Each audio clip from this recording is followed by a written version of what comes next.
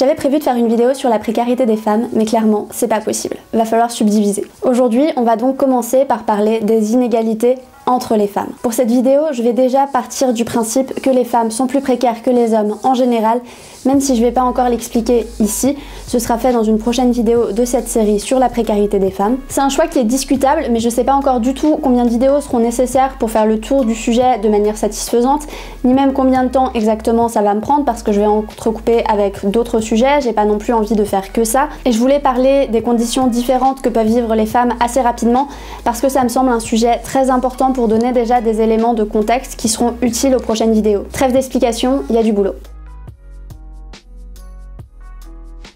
Ça fait longtemps que je l'ai pas fait, donc je vais me présenter vite fait. Je m'appelle Alex et Antipatriarcat me permet de partager mon travail créatif et militant sur mes différents réseaux, sur Instagram, sur Twitter, ici et aussi sur mon site où j'essaie de partager de temps en temps des articles. Je vous mets tout ça dans la barre de description, n'hésitez surtout pas à aller jeter un coup d'œil. Dans ma vidéo sur le patriarcat, je vous expliquais que le patriarcat, c'est un système de domination qui engendre plusieurs oppressions, qui s'attaquent à différentes classes sociales via différents mécanismes, et notamment via ces deux principes fondamentaux qui sont l'hétéronormativité et la binarité homme-femme. Un système de domination, c'est un ensemble de mécanismes et de stéréotypes qui vont engendrer des discriminations systémiques, autrement dit, c'est un système qui sépare la population en classes, pour obtenir d'une part des dominés et de l'autre des dominants qui vont tirer profit de l'exploitation des dominés. Malheureusement, le patriarcat n'est pas le seul système de domination, il en existe d'autres, notamment le blantriarcat dont on va aussi parler dans cette vidéo. Pour traiter des différences de traitement entre les femmes dans le monde du travail, il est nécessaire d'expliquer pourquoi les femmes peuvent avoir des expériences de vie différentes, peuvent avoir des conditions différentes les unes des autres. Pour ce faire, je vais commencer par vous parler d'intersectionnalité. On parlera ensuite de la précarité des femmes racisées ainsi que de l'exploitation qu'elles peuvent subir de la part des femmes blanches. Et enfin, je finirai cette vidéo en parlant de la précarité et des difficultés d'accès au monde du travail des femmes trans.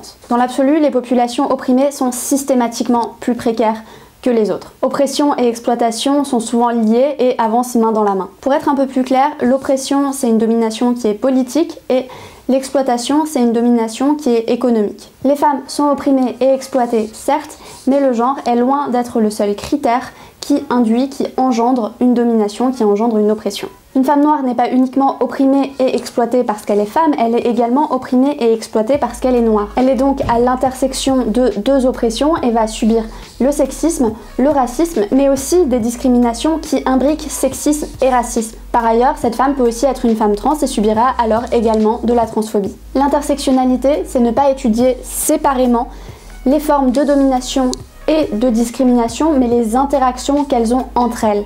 Les différentes classes sociales ne sont pas totalement cloisonnées, personne n'est uniquement femme, personne n'est uniquement noir, personne n'est uniquement trans.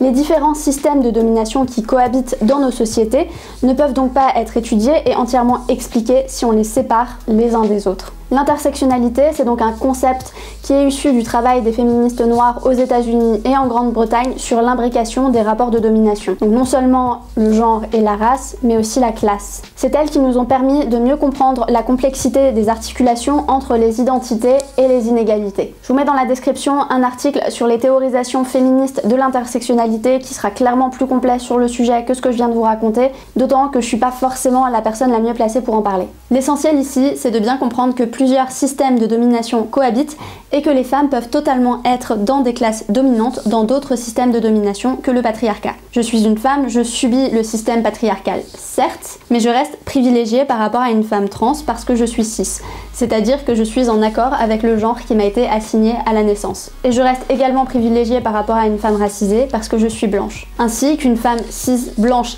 et bourgeoise serait probablement privilégiée par rapport à moi, pour ne citer que quelques exemples. Ainsi, parmi les femmes, certaines sont généralement plus précaires que d'autres et je vais essayer de vous en montrer quelques manifestations. Je ne cherche pas à être exhaustive, cette vidéo durerait des heures et il n'est pas exclu que certains sujets, que certaines thématiques soient approfondies dans de prochaines vidéos puisque je pars sur une série de vidéos sur la précarité des femmes. Donc n'hésitez surtout pas à utiliser l'espace des commentaires si vous avez la moindre question ou suggestion, ça pourra potentiellement être abordé prochainement. La précarité des femmes est issue d'un problème structurel de discrimination au travail en France. Les femmes sont en moyenne plus touchées que les hommes par ces discriminations, mais on note également que les personnes trans et les personnes racisées sont globalement plus touchées par la précarité que les personnes cis et les personnes blanches. Ces constats, ils nous permettent de comprendre que les systèmes de domination qui structurent notre société déterminent aussi directement le fonctionnement du marché du travail. Les personnes handicapées sont également très touchées par les discriminations au travail. Je tâcherai d'en parler dans une prochaine vidéo, mais j'ai dû faire des choix pour que celle-ci ne dure pas éternellement. Pour mieux comprendre la manière dont les femmes racisées sont précarisées, il faut revenir un petit peu dans le passé. Les femmes noires, notamment, ont longtemps été esclavagisées pour effectuer le travail du soin et les tâches domestiques des hommes et des femmes blanches. Finalement, toutes ces tâches considérées comme féminines devenaient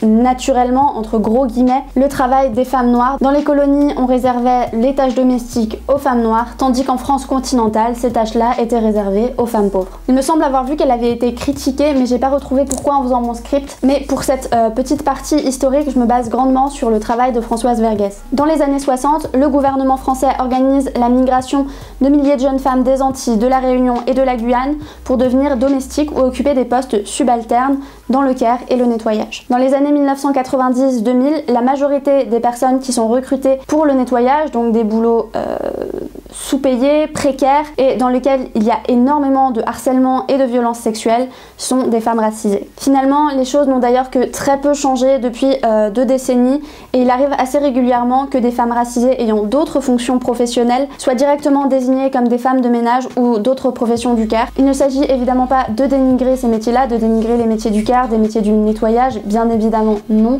Simplement, il s'agit de pointer du doigt cette association raciste qui va dans la droite lignée de l'histoire coloniale. Pour accéder à la classe moyenne, les femmes blanches vont déléguer certaines des tâches domestiques, notamment la garde d'enfants ou les tâches de ménage, aux femmes racisées. Ce phénomène, il va être à l'origine de formes d'organisation de l'exploitation des femmes racisées par les femmes blanches. Finalement, les femmes blanches vont accéder à un statut qui est plus proche de celui des hommes que les femmes racisées. Le marché du travail, qui est impacté par l'histoire colonialiste et par le racisme systémique français, va reléguer les femmes racisées à des rôles de subalternes par rapport aux femmes blanches. Les femmes racisées sont donc discriminées par le sexisme et le racisme structurel du marché du travail. Le plafond de verre, c'est une métaphore de l'existence d'une sorte de plafond invisible auquel vont se heurter les femmes quand elles vont vouloir avancer dans leur carrière professionnelle.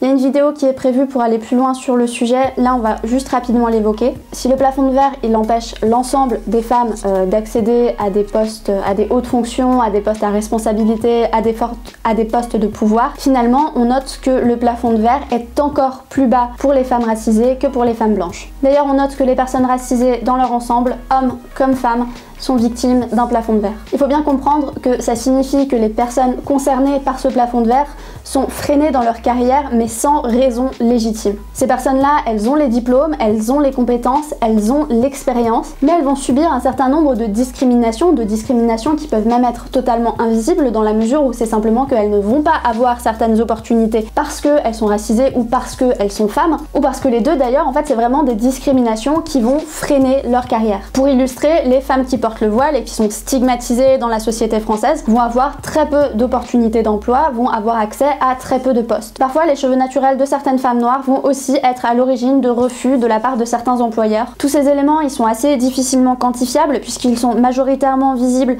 dans les profils des personnes qui sont majoritairement choisies pour ces postes-là. Donc pour les postes à responsabilité, les personnes qui accèdent à ce genre d'emploi sont en fait majoritairement des hommes blancs, avec en deuxième position les femmes blanches, mais quand même relativement loin derrière. Lorsqu'on regarde des emplois moins hauts dans l'échelle sociale, on remarque alors que la différence entre les hommes blancs et les femmes blanches est de moins en moins grande, mais il reste néanmoins une différence importante entre les femmes blanches et les femmes racisées. Il est finalement plutôt rare de voir par exemple une femme qui porte le voile infirmière ou de voir une femme noire chef de service. Finalement, plus on monte dans l'échelle sociale, moins on voit de personnes racisées, et plus on monte encore dans l'échelle sociale, moins on va voir de femmes. Je précise avant de continuer, mais mon propos est totalement situé, comme dans toutes mes vidéos, d'abord géographiquement, puisque je vis en France, et que je traite majoritairement de ce qui se passe ici, tout simplement parce que j'ai beaucoup plus d'informations, j'ai accès à beaucoup plus d'informations sur ce qui se passe en France. Ceci dit, il est également situé parce que je suis une femme cis et blanche. Du coup, j'ai essayé de me baser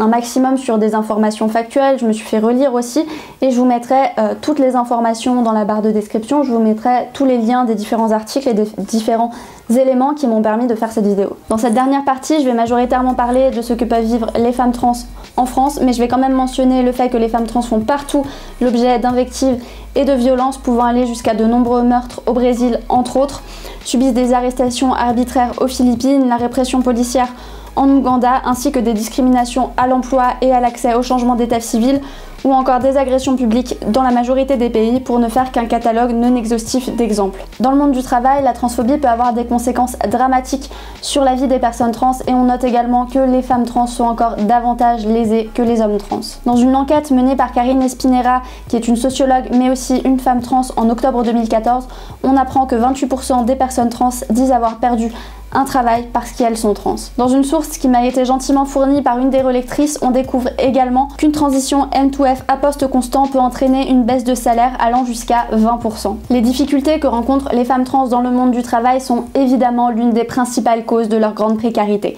L'ONU s'est d'ailleurs penchée sur la question, il existe finalement assez peu de statistiques sur le sujet, donc je vais un petit peu jongler entre les pays, mais on estime à 500 000 les personnes sans abri aux États-Unis et il semblerait que 40% d'entre elles s'identifient comme LGBTQI+. Ce qui, bien que dramatique, est une conséquence directe des difficultés d'accès au travail, puisque sans emploi fixe, il devient difficile d'obtenir un logement, même petit, même insalubre, et finalement, les personnes précaires qui ont un emploi ont déjà des difficultés à obtenir et à garder un logement. Finalement, quand on n'a pas d'emploi, les difficultés vont très rapidement se démultiplier. Selon une étude britannique, Engendered Penalties, réalisée en 2007, seuls 31% des personnes trans interrogées ont un travail à temps plein et selon une étude espagnole cette fois sur le chômage des personnes trans, 51% des personnes interrogées sont sans emploi. Cette difficulté d'accès au monde du travail, elle est évidemment étroitement liée au fait que nombre de personnes trans finissent par se tourner vers l'industrie du sexe. Finalement, une des dernières solutions quand le monde du travail ne veut pas de vous est de manière relativement récurrente la prostitution. Il arrive aussi fréquemment que les personnes LGBTQI+, et a fortiori les personnes trans rentrent dans la vie d'adulte en se faisant expulser de chez elles. Une enquête néerlandaise menée à Amsterdam montre que la majorité des personnes LGBTQI+, qui se retrouvent à la rue ont soit fui des situations familiales dangereuses, soit été mises à la porte par leur famille. Une fois dans la rue, ça devient très difficile d'en sortir finalement, peu importe nos ressources, et généralement quand on se retrouve dans cette situation-là, c'est qu'on a plus de ressources. Les personnes trans, et encore plus particulièrement lorsqu'elles sont jeunes, doivent également faire face à différentes formes d'ostracisation qui vont les livrer à elles-mêmes. L'ostracisation, si on veut expliquer rapidement, c'est un petit peu l'équivalent d'un bannissement social. La précarité, ça a un fort impact sur nos possibilités de simplement satisfaire nos besoins vitaux. Il s'agit donc de la question du logement, mais aussi du fait de se nourrir, de se protéger du froid, de se soigner, mais aussi tout simplement le fait de se laver. La rue, c'est l'insécurité permanente, c'est un très fort risque de subir des violences, c'est aussi l'épuisement, l'isolement, et finalement, dans ces conditions, ça devient très difficile de maintenir sa santé mentale ou de ne pas sombrer dans les addictions. Pour terminer, je voulais ajouter que les impacts sociaux de la transphobie se ressentent dans l'accès à l'éducation et donc par ricochet sur l'accessibilité au monde du travail. C'est-à-dire qu'au-delà des discriminations qui vont directement empêcher l'obtention d'un emploi, voire sa perte, la transphobie selon la période de transition peut aussi avoir un impact négatif sur l'ensemble du cursus scolaire, mais aussi sur la confiance en soi qui permet d'être audacieux ou audacieuse dans sa recherche d'emploi. Je vais passer à la conclusion. Je pense que j'ai donné suffisamment d'éléments pour bien comprendre qu'il existe des inégalités entre les femmes et que celles-ci peuvent impliquer de grandes différences dans nos expériences de vie et aussi dans nos parcours. Cette vidéo ne se veut en rien exhaustive, je le répète, comme aucune de mes vidéos d'ailleurs.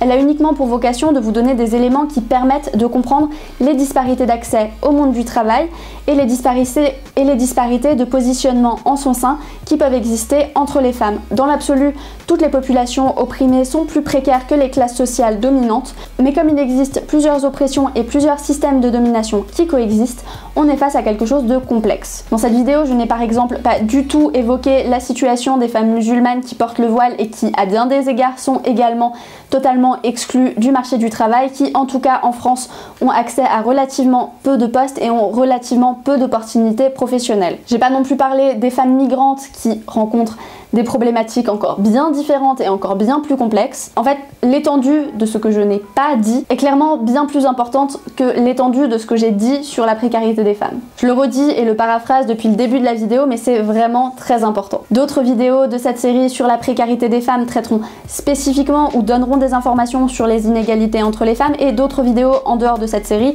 par rapport à d'autres thématiques aussi. Les femmes sont en moyenne plus précaires que les hommes, les personnes non blanches sont en moyenne plus précaires que les personnes blanches, les personnes trans sont en moyenne plus précaires que les personnes cis, etc. Et comme je l'ai déjà expliqué dans cette vidéo, il est tout à fait possible d'être à l'intersection de plusieurs oppressions, ce qui nous amène à déduire que les femmes racisées sont en moyenne plus précaires que les femmes blanches, ainsi que les femmes trans sont en moyenne plus précaires que les femmes cis. Et évidemment, je cherche pas du tout à faire un catalogue de toutes les intersections possibles, puisqu'il y en a bien plus que ça, et que c'est tout à fait possible aussi d'être à l'intersection de plus que 2 oppressions. Ce que j'essaie finalement de bien faire comprendre ici, c'est que, à bien des égards, les femmes cis et blanches sont privilégiées par rapport aux autres femmes. L'idée principale de cette vidéo, c'était vraiment de poser des bases pour les prochaines de cette série. On va parler précarité des femmes, on va expliquer, on va parler de l'écart de salaire, etc. parce qu'il s'agit de phénomènes qui sont constatés et qui sont issus des mécanismes patriarcaux. Cependant, ces différents éléments, ces différents phénomènes dont on va parler prochainement, pour la majorité d'entre eux en tout cas, ne permettent pas de bien comprendre, ne permettent pas d'envisager les disparités qui existent au sein même des femmes. C'est d'ailleurs la raison pour laquelle j'ai choisi de faire cette vidéo sur les inégalités des femmes en premier, pour que vous, comme moi, ayons en tête ces éléments très importants avant d'entrer dans des considérations plus générales qui pourraient nous les faire perdre de vue.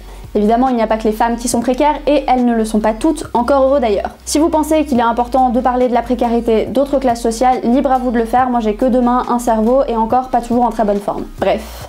C'est la fin de cette vidéo, je voulais remercier encore une dernière fois les relectrices pour le temps qu'elles m'ont consacré, vraiment c'est super cool à vous, merci. Si cette vidéo vous a plu, n'hésitez surtout pas à me le signaler en la commentant, en la likant, en vous abonnant à ma chaîne, et on se retrouve dimanche pour un nouveau bilan culturel, pour le bilan culturel du mois d'octobre si je dis pas de bêtises. Voilà, à bientôt.